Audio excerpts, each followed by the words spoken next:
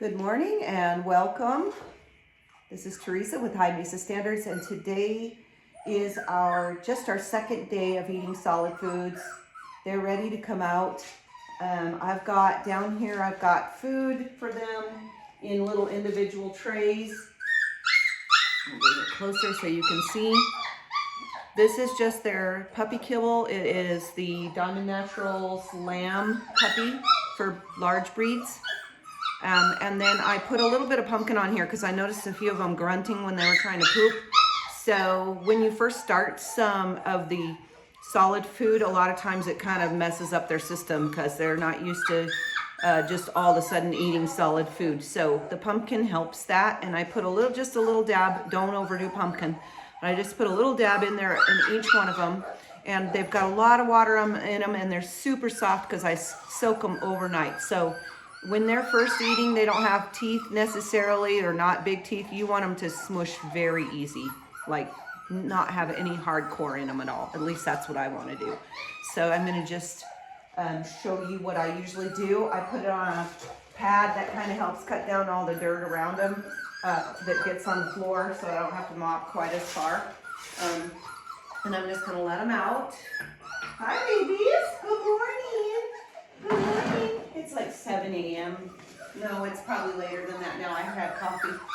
So I'm going to open the fence, and I'm just going to let them explore and find their way out. And some of them haven't figured out that I've opened this side. Come on, buddy. Come on, buddies. Oh, there. Now they're finding out. Come on, buddies. Oh, poor Buckhorn. He thinks he's going to go out that door. Oh, he just found out. Yeah, okay. And it's funny because Manitou is following Buckhorn around like he's his soulmate, or he's his buddy. So they're all in one bowl right now. I'm going to kind of move them around a little bit so that I know that each one is getting some individual food. And the ones that are walking through it to get to the other side, I'm going to go ahead and move them. I'll move Fatty here. Here we go. Okay, you don't need to walk in it. Just eat. There you go. You want to eat here too? You eat there, you eat there. There we go. The black collar, he has been, you little stinker. He's a Spitfire, but he's not really ready to eat solid food quite yet on his own. So I'm just gonna bring it up to his mouth and let him lick it off of me until he starts learning to pick it up with his mouth. He's not really very good at that. So he's having some issues with eating, and I want him to make sure that he eats.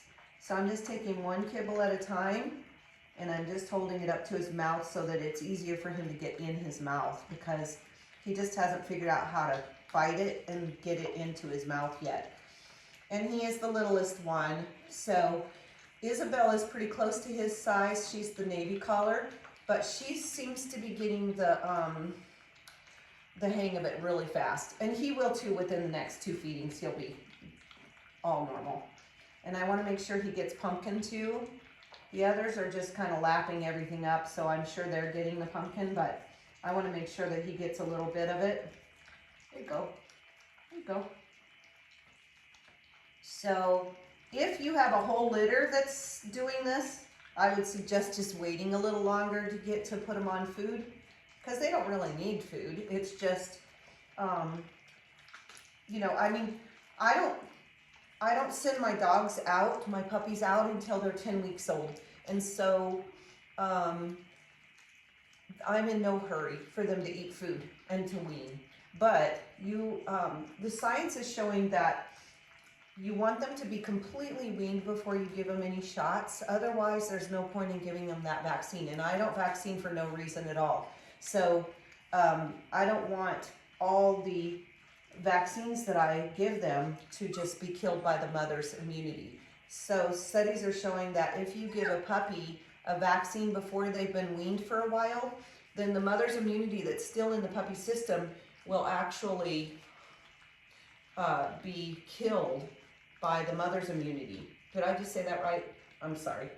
The vaccine will be killed by the mother's immunity if the puppies still have that in their system. So that's one of the reasons that they give a series of 3 shots. Most puppies, when titer tested after having 1 shot, if they have been weaned for a couple weeks, that 1 shot is enough for them to completely be immune to, well, we shouldn't say completely because everything has its, you know, its challenges, but mostly will be immune to the things that they've been immunized for. So, and most of those are for, you know, 6-8 years. So in my own household, I do not give any shots past the puppy shots. And I know that's a controversial thing. I just don't. We live in a rural area, or country area, where there's a lot of muskrats and beaver and deer. There is a high risk of leptospirosis. There's foxes, I mean, you name it, we've got it out here. Mountain lion, bear, but I have never had a dog that actually got any of these diseases, and I've had lots of dogs in my life. We also are in an area that doesn't get heartworm, so I don't have to do regular heartworming. It is very, very, very rare to get heartworm, a dog with heartworm in Colorado. Now, there's certain areas of Colorado that have more, down south and east, that have more chance because of their climate, I guess. But in the mountain areas that we're in, just very rare. So I'm sitting here feeding him 1 kibble at a time while I'm talking to you, and he's eaten quite a bit. Hi, babies. And Summit here probably ate a ton of food while Mama was nursing her. She always gets first dibs because look how big she is. Oh my goodness. She's also very rough and tumble, aren't you, baby? So and it's funny because he's very spicy too. He likes to bark and hop around and act like he's really tough. So it's really just, he's just little. But hi, sweetie. Hello. Don't you pee-pee over there. Don't you pee-pee over there. So I guess this boy is really gorgeous. He's, they're calling him, the people that know, let me move him into the camera. The people that know are calling the gray collar boy a brindle pointed phantom, which means he's a phantom that the brindle is showing up just on his phantom markings and it won't show up in his party markings. Isn't that funny? In the black on his back, just on his face and eyebrows. And if he has any on his tail, which I do see some on his tail, it'll show up there. He doesn't have the bow tie color in the front, so it won't show up there because the white masks all of that. Who do we got here? And don't you pee-pee on my carpet. No, no, no. They're getting all gross now. That's pretty typical. Yeah. Anyway, so that's my thought on vaccines. I give them a puppy vaccine depending on when they wean.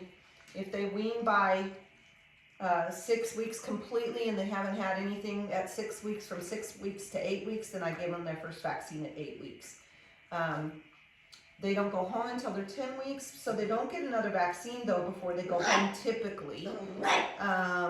That's up to the puppy owners, but that's why we have a no feed on the ground policy when we're, hey, what you doing? He's pooping over in the corner. Fern, no. I gotta get him back in here really quick. But we have a no feed on the ground policy when they're traveling and going with transports because of that reason. We don't want them touching other dogs. We don't want them touching the ground that could have parvo until that vaccine is fully effective. But that one vaccine is probably going to be enough if they've been completely weaned. Don't you pee-pee. Here's Monarch. She's done eating. Once they get done eating on this food, their bellies are going to feel like little balloons. And that's how you kind of feel whether they've gotten food or if they're not eating well or whatever. I just kind of feel for the roundness, the bloaty feeling in their belly.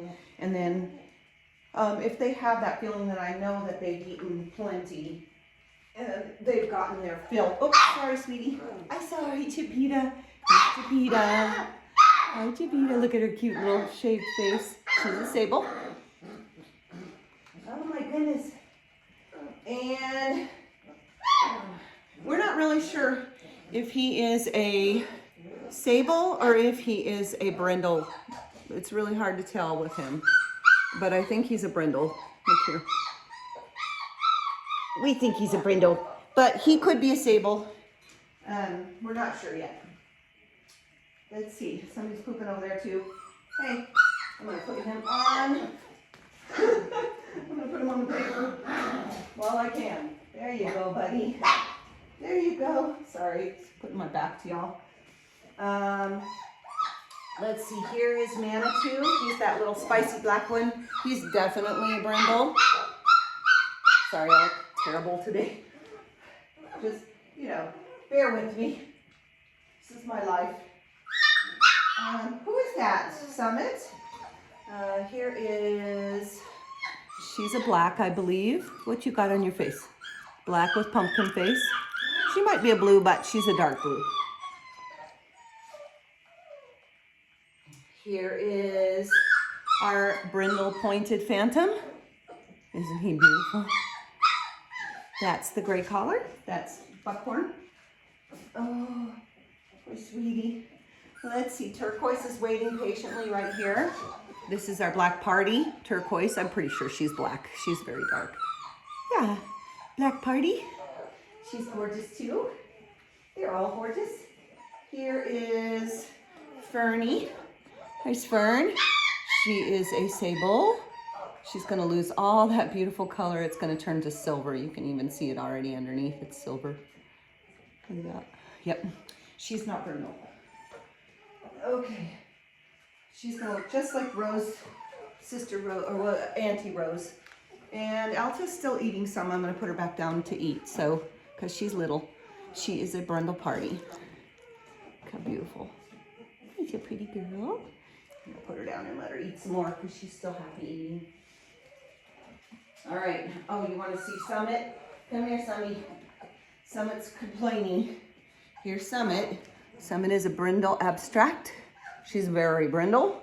No question about that face. Look at that. She's super brindle. She is going to be gorgeous. She's going to look just like Milo the daddy. If you want to see what these can possibly look like, especially her, you can go onto my website, highmesastandards.com, go to the puppy report card page, and scroll down to the red collar female, or actually above that, I keep saying that, above that is a picture of Mama and Dad, and the dad is the full brindle, silver and black brindle, and he is just gorgeous, and he's made some really beautiful puppies. They seem to have great personalities, great attitudes. They're active. They're happy. They're fighting right now. They really roughhouse a lot, which does mean that they're a little sportier probably. I've had litters that don't fight at all. They just very little fighting. And then I've had litters that are really aggressive towards one another. And those litters are more sporty in their personalities typically because they're spicier. Whoops. They just have an attitude, you know? So, hey, get back in there. Get back in there, Isabel. Okay, I better close this off so they can't get out. These panels, these fence panels are such a great tool for raising a litter of puppies because you can add them or take them away. You can open them or you can open just through the gate. I mean, there's so many options with these. They're cheap and you can't be too rough on them. I've had to repaint these this year and I've only had them maybe 3 years, but that's not too bad. So what are you doing, Summit? So now I've got to go wait for them all to, I usually wait for them all to potty after they eat. And then I go and change out all the pads and stuff. And Osa would be cleaning that up, but Once they start eating food, she'll get disgusted with the taste and she'll say no more. And so then we won't, I'll be cleaning up the poop until they start, but they're gonna really quickly start going outside with mom. I already noticed one that was looking through the dog door yesterday, like, hey, mom just went out that dog door. So they are going potty close to or on the pad, so that's a good start. And it's super easy to keep them clean this way. This is like the easiest setup. Hey, Summit, shh, Summit. I don't want to let her go on like that. This is the easiest setup that I've found to have puppies. It's the least hands-on, work-wise. And now I can just play with puppies instead of cleaning all the time and mopping. So once they're done going to the bathroom and they settle down, I will take them and put them in a different area and pull all this up off. And it takes seconds to pull it up off, throw the pads away, put new pads on, mop it, and put it all back. So it's super easy, and it's very work light. Hi, baby. Hi, sweeties. So, don't have a lot to talk about today. That's it. We will be doing some socialization later in the day, but I have somebody coming to visit in a little bit, and I want it to be clean and not stinky. Hi, buddy. So I will get it cleaned up for the visitor, and she will do some socializing with the puppies. It's like stranger danger socialization, and that's always really important. They're used to seeing my family, but we want them to see people that they're not used to seeing, and we want them to be safe people that I know handle well and that I know aren't frequenting dog parks and stuff like that. So yeah, so that's what we're going to do today. I won't record that because of her privacy. You know, I don't want her to feel like she has to be on video. But if I do any other socializing or any other training or anything today, I will try and get that on video too, so y'all can see that. So hope you have a great day otherwise, and I will see you on the next video. Blessings.